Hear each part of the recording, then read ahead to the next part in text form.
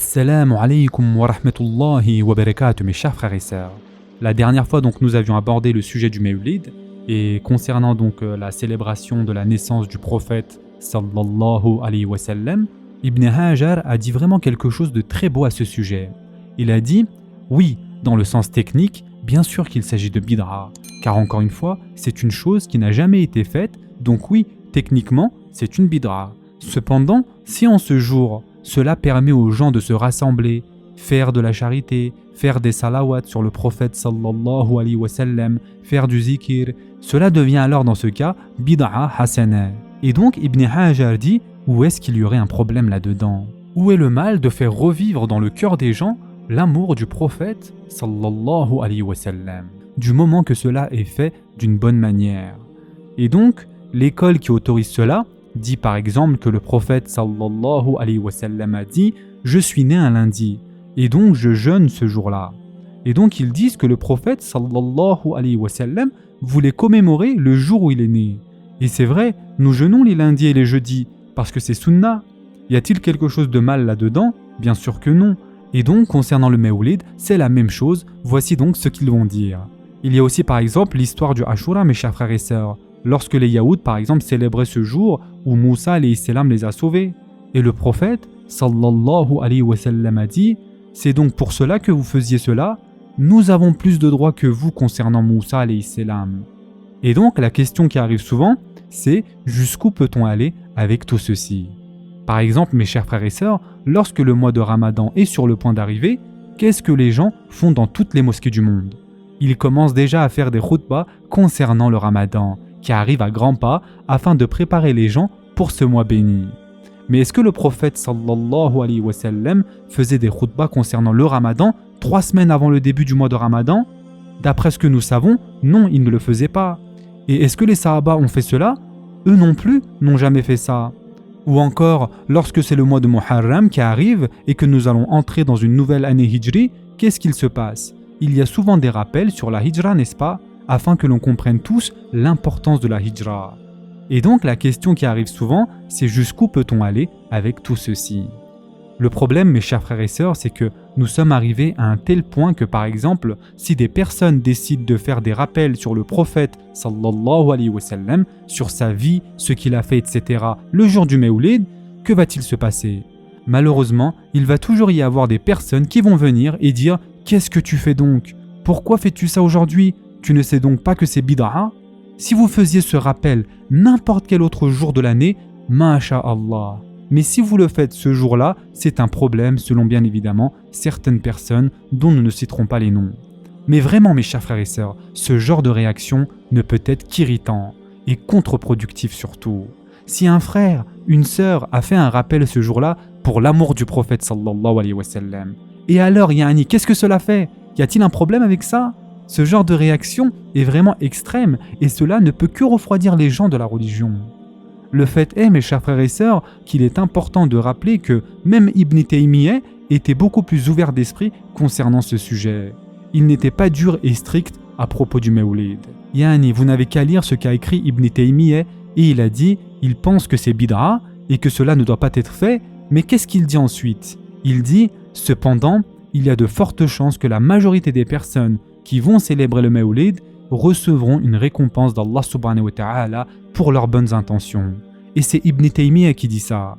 Yani, il n'y a aucun doute que la majorité des personnes qui célèbrent ça seront récompensées, car leur niyyah est bonne, et ils veulent montrer leur amour et leur respect pour le prophète sallallahu alayhi wa sallam.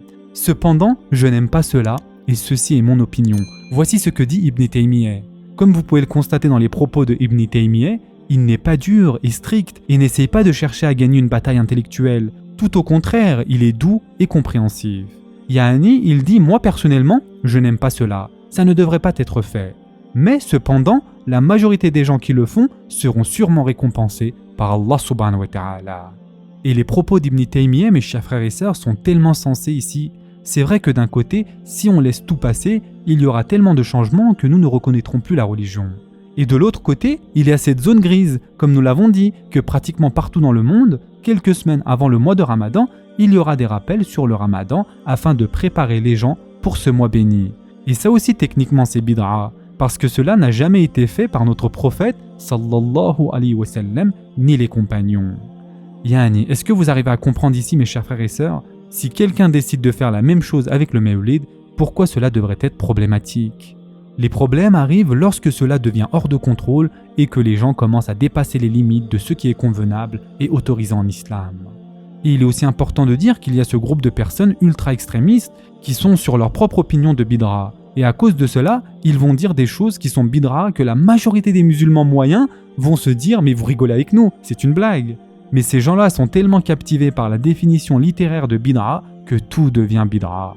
Par exemple, ces personnes vont dire que des gens qui se rassemblent pour lire le Coran, c'est bid'a. Les gens qui se rassemblent pour écouter un grand récitateur du Coran, etc., ils vont dire que c'est bid'a, car les Sahaba n'ont jamais fait ça. Et oui, c'est vrai, ils ne l'ont jamais fait. Dire par exemple « Sadaqallahul Azim », c'est-à-dire « Allah l'immense a dit vrai », à la fin de la récitation, c'est bid'a pour ce groupe de personnes. Yani, vous voyez où est-ce que cela peut aller, mes chers frères et sœurs? Ils vont aussi dire qu'avoir les lignes sur les tapis dans les mosquées, vous savez, afin que tout le monde soit au même niveau dans les rangs. Ils vont dire que c'est bid'a, car la sunna, c'est que l'imam doit lui-même visuellement contrôler les rangs. Le prophète, sallallahu alayhi wa sallam, marchait entre les rangs et regardait si les safs étaient bien alignés. Et donc, avoir ces lignes serait bid'a. Ils vont dire que c'est bid'a de donner le ezan à l'intérieur du mesjid. Vous devez sortir dehors et faire le ezan là-bas comme dans la sunna. Et dans les années 60, les ulémas du Nejd disaient même qu'utiliser un microphone dans les mosquées, c'est bid'a, et que cela invalidait la prière car nous devons écouter la voix humaine et non la voix électrique émise par les haut-parleurs. Cela peut vous surprendre à l'heure actuelle et c'est totalement normal, mais malheureusement ces choses existent. Ou encore par exemple, ils disent que le mimber du khatib doit être exactement de 3 marches. Si c'est plus ou moins, alors il s'agit de bid'a. Car selon eux, avoir plus ou moins de marches que le mimber du prophète sallallahu alayhi wa sallam, c'est bid'a idafiyya. Il faut que le mimber soit exactement le même. 3 marches, ni 4 ni 2. Mais comme vous pouvez l'imaginer, mes chers frères et sœurs, cela va très loin. Donc dans ce cas, pourquoi pas faire la même réplique du mimber du prophète sallallahu alayhi wa sallam afin que toutes les mosquées du monde disposent du même moule pour faire le même mimber? Et donc si on commence à penser comme ça, qu'en est-il de la structure de nos mosquées?